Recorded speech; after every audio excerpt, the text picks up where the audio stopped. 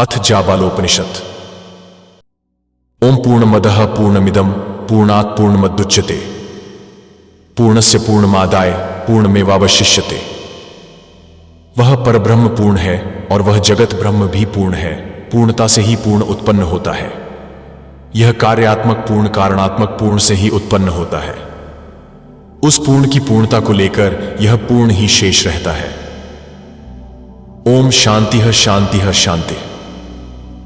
हमारे अधिभौतिक अधिदैविक तथा आध्यात्मिक तापों दुखों की शांति हो। भगवान बृहस्पति ऋषि याज्ञवल्क्य से बोले, प्राणों का कौन सा स्थान क्षेत्र है? इंद्रियों के देवेजन का क्या अभिप्राय है? एवं समस्त प्राणियों का ब्रह्म सदन क्या है? याज्ञवल्क्य ने उत्तर देते हुए कहा, अविमुक्त ही प्राणों का क्षेत्र है। उसे ही इंद्रियों का देवयजन कहा गया है और वही समस्त प्राणियों का ही सदन है। अस्तु। किसी भी स्थान पर जाने वाले को यही समझना चाहिए, वही कुरुक्षेत्र प्राण स्थान इंद्रियों का देवयजन है और समस्त प्राणियों का ब्रह्म सदन ब्रह्म स्थान है। जब इस जगत में जीव के प्राण को उत्क्रमण होता है, उस समय रुद्रदेव तारक ब्रह्म के संबंध में उपदेश करते हैं, जिससे वह जीव अमृतत्व पाकर मोक्ष पद की प्राप्ति करता है। इसीलिए प्राणी के लिए उचित है कि वह सदैव अविमुक्त की उपासना करता रहे, उसे कभी न छोड़े। इस प्रकार ऋषि याज्ञवल्क्य ने यह तथ्य प्रतिपादित किया। इसके पश्चात अत्रि मुनि ने याज्ञवल्क्य ऋषि से पूछा, इस अनंत और अव्यक्त आत्मा को किस प्रकार जाना जा सकता है? याज्ञवल्क्य ने उत्तर दिया, इसका ज्ञान प्राप्त करने के लिए अविमुक्त की ही उपासना करनी चाहिए, क्योंकि वह अनंत और अव्यक्त आत्मा अविमुक्त में ही प्रतिष्ठित है। यह अविमुक्त किस में प्रतिष्ठित है? यह पूछे जाने पर ऋषि याज्ञवल्क्य ने कहा, यह वर्णा और नासी के मध्य में विराजमान है। अत्रि मुनि ने पुनः पूछा, यह वर्णा और नासी क्या है? ऋषि ने उत्तर दिया, समस्त इंद्रियों ज्ञानेंद्रियों और कर्मेंद्रियों द्वारा किए गए पापों दोषों का जो निवारण करती है वह वर्णा है, तथा जो समस्त इंद्रियों द्वारा किए गए पापों को विनष्ट करती है वह नासी है। उनके पुनः यह पूछने पर कि इसका स्थान कौन सा है, याज्ञवल्क्य ने उत्तर दिया, भ्रुकुटी और नासिका का संधिस्थल ही इसका स्थान है। इसी को इस भूलोक और परलोक का संगम स्थल भी कहा गया है। ब्रह्मविद इस संधिस्थल भूघ्राण संधि की उपासना करते हैं। अस्तु, वह अविमुक्त ही उपास्य है। इस प्रकार अविमुक्त की उपासना के फलस्वरूप जिसने ज्ञान प्राप्त कर लिया है, वही दूसरों को आत्मा के संदर्भ में उपदेश करने में समर्थ है। इसके पश्चात ब्रह्मचारी शिष्यों ने ऋषि याज्ञवल्क्य से पूछा, किसका जप करने से अमृतत्व प्राप्त किया जा सकता है? ऋषि याज्ञवल्क्य ने कहा, शतरुद्रीय जप के द्वारा अमृतत्व प्राप्त होता है। इसके द्वारा वह साधक मृत्यु पर विजय प्राप्त कर सकता है। एक बार विदेहराज जनक ऋषि याज्ञवल्क्य के समीप पहुंचकर सविनय यह कहा, हे भगवान, मुझे सन्यास के संबंध में बताइए। ऋषि याज्ञवल्क्य ने कहा, सर्वप्रथम ब्रह्मचर्य व्रत का पालन करना चाहिए, उसे समाप्त करके गृहस्थ बनना चाहिए। गृहस्थ बनकर तब वानप्रस्थी बनना चाहिए। वानप्रस्थ होकर प्रव्रज्या अर्थात संन्यास ग्रहण करना चाहिए। यदि विषयों से विरक्ति हो जाए तो ब्रह्मचर्य गृहस्थ और वानप्रस्थ किसी भी आश्रम के पश्चात प्रव्रज्या अर्थात संन्यास में प्रवेश किया जा सकता है। इसी प्रकार व्रती हो या अव्रती, श्रातक हो या अश्रातक, स्त्री की मृत्यु हो जाने पर अग्नि ग्रहण करके त्याग किया हो अथवा अग्नि ग्रहण करके संस्कार न किया गया हो, चाहे जो भी स्थिति हो, जब मन विषयों से पूर्ण विरक्त हो जाए तभी प्रव्रज्ञा अर्थात संन्यास ग्रहण कर लेना चाहिए। इस अवसर पर कुछ लोग प्राजापत्य इष्टि करते हैं, किंतु ऐसा नहीं करना चाहिए। उन्हें आग्नेयी इष्टि करनी चाहिए, क्योंकि अग्नि ही प्राण है।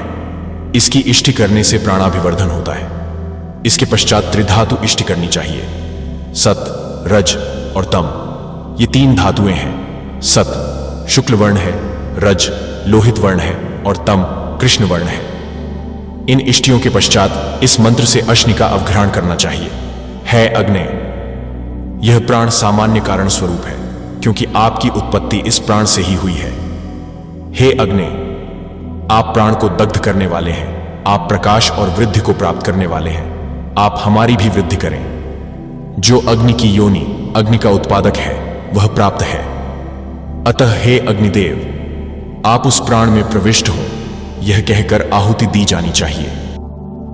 ग्राम से, गांव के किसी श्रोत्रिय के गृह से अग्नि को लाकर पूर्व वर्णित मंत्र द्वारा उसका अवघ्राण करना, सूंघना चाहिए।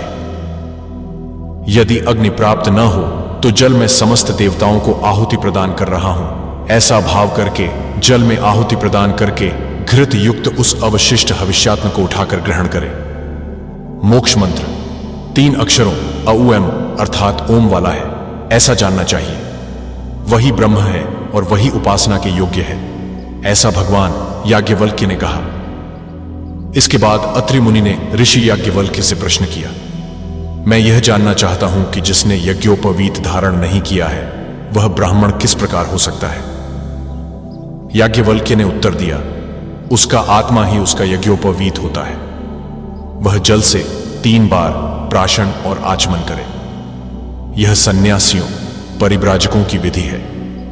वीरपथ में अनशन की स्थिति में गंगा आदि के जल में प्रवेश करने पर, अग्नि प्रवेश में और महाप्रस्थान में परिव्राजक सन्यासी के लिए यही धर्म निश्चित है कि वह भगवा वस्त्र धारण करके मुंडित होकर, अपरिग्रही बनकर, पवित्र और द्रोह रहित होकर भिक्षावृत्ति लोक मंगल के लिए अपनाकर जीवित रहे। यदि कोई सन्यास के लिए आतुर है तो उसे मन और वाणी से विषयों का परित्याग करना चाहिए, विषयों से संन्यस्त होना चाहिए। यह ज्ञान का पंथ वेद प्रतिपादित है। इसीलिए सन्यासी के लिए यह सर्वथा उपयुक्त है, क्योंकि सन्यासी ब्रह्मविद होता है। इस प्रकार भगवान याज्ञवल्क्य ने यह मत प्रकट किया। संवर्तक, आरुणि, श्वेतकेतु, दुर्वासा, ऋभुनिदाघ, जड़ भरत, दत्तात्रेय और रैवतक आदि जो परमहंस सन्यासी हुए हैं, वे सभी अव्यक्त लिंग अर्थात सन्यास के चिन्हों से रहित थे।